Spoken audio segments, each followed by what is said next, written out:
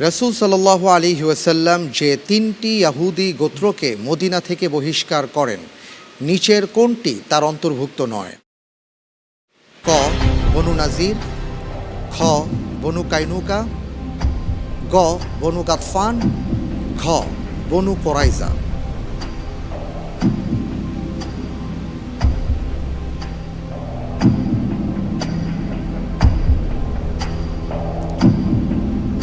এর উত্তর হবে গ বনু গাতফান।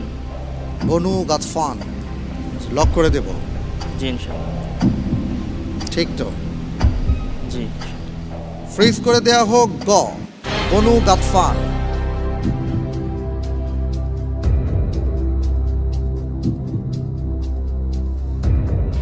আমি দেখতে পাচ্ছি আপনি যে উত্তরটি দিয়েছেন, আপনার উত্তরটি সঠিক হয়েছে। আলহামদুলিল্লাহ। আলহামদুলিল্লাহ।